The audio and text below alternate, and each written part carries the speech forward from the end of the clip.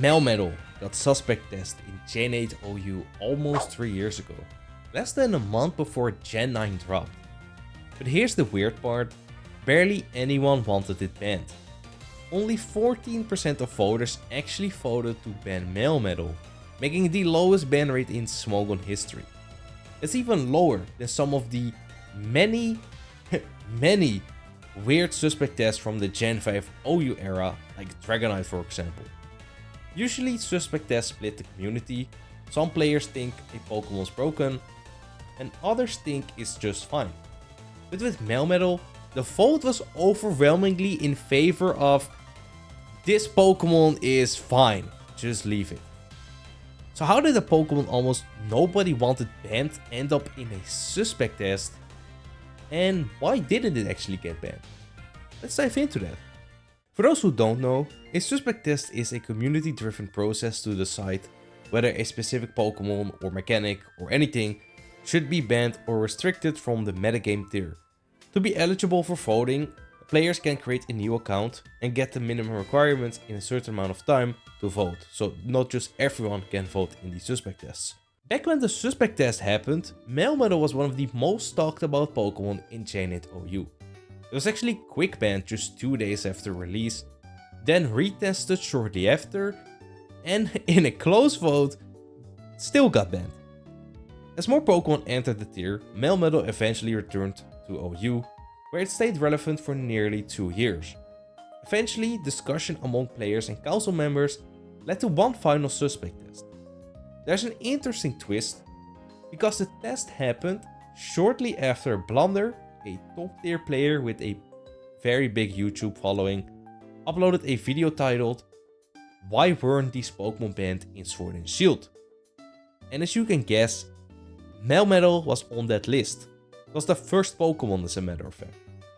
The video came out on October 7, 2022, and less than a week later, the council announced the suspect test. I cannot say for certain of course that Blunder directly caused the test, but it clearly made some of an influence. The funny part is, Blunder ended up changing his mind on Melmetal not long after. By this point, Melmetal was a known and stable part of the metagame.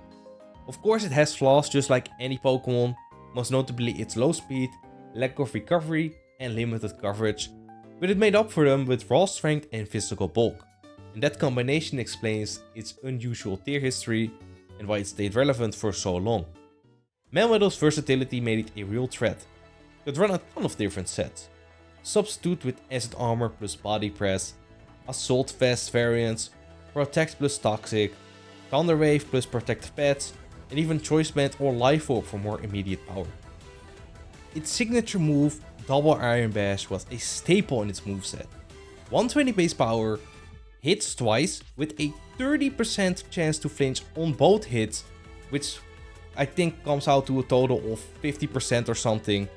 And with Melmetal's ability Iron Fist, that jumps up to 144 base power. So you got a 144 base power move with a 50% chance to flinch.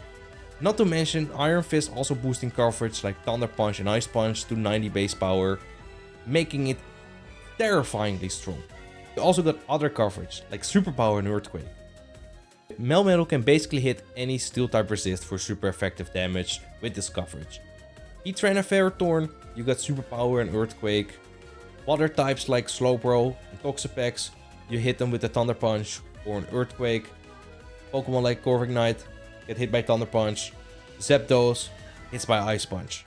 Making use of its bulk, strong attacks and steel typing, Melmetal could trade hits with almost the entire tier and often come out ahead. Especially physical attackers, nothing can really one-hit KO Melmetal. Earthquake from Garchomp? Nope, and you get hit with an Ice Punch after. +2 knockoff from Weavile maybe? No, you just get hit with the Double Iron Bash. Kartana's +2 Sacred Sword? No, and you get hit with a Superpower. Double Iron Bash plus coverage let it check or force out threats like Tapu Lele, while also handling the aforementioned Weavile and Kartana with relative ease. Status moves like Toxic and Thunder Wave added another layer of pressure. Combine Paralysis with the flinch chance from Double Iron Bash, and even Pokemon that could stand it, like Toxapex, and Slowbro could just get flinched down. Of course, Melmetal has counters. Many super effective special attackers like Heatran, Blacephalon, Volcanion, or Volcarona could threaten it. Coverage moves like Focus Blast from Tapu Lele or Flamethrower from Dragapult were also dangerous. Double Iron Bash also has limited PP, and Water and Steel types are very common and can resist the move. And Hazards as well as Knockoff can wear down Melmetal. Contact based abilities like Iron Barbs, Static or Flame Body would also heavily punish Melmetal if it was not running Protective Pass. Especially with Double Iron Bash hitting twice, it will also activate these abilities twice. Even with these weaknesses though, Melmetal remained one of the most powerful Pokemon in OU. Its combination of bulk, damage and flexibility demanded respect, and it punished anyone who underestimated it. And yet, despite all the power, the majority of the community still didn't feel it warranted a ban. Melmetal could basically be considered Gen 8's version of Magearna. If you never played Gen 7 OU or don't know much about Magearna, it was one of the most versatile and defining Pokemon of that generation. Thanks to its incredible typing, strong stats and deep move pool, Magearna was both bulky and powerful with the ability to run a huge variety of sets. Melmetal played a similar role in Gen 8. Just like Magearna, it was strong, bulky and adaptable with the coverage and set variety to pressure its checks while also serving as an important defensive piece against top threats in the tier. Both Pokemon were controversial, and banning them would remove a crucial check to other dangerous threats. Taking them out of the tier might not fix the metagame, but make things even worse. Melmetal's story just shows how unique competitive Pokemon can be. It was strong, sometimes oppressive, versatile, and yet somehow not broken enough to cross the line. And maybe that's exactly why its suspect tests stand out. Not because it was banned, but because it became the least wanted ban. I for one am glad Melmetal is not actually banned. It's one of the unique things about Gen 8 because it's the only generation where this Pokemon is actually available. Not counting Pikachu and Eevee, Let's Go, those games. We're not gonna talk about that competitive there.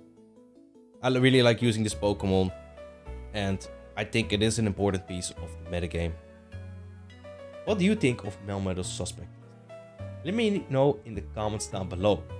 And if you made it this far, don't forget to like the video and subscribe if you're new. If you want to support the channel even more, you can become a member for just $1 and your name will be featured on the end screen. Thank you for watching and see you next time.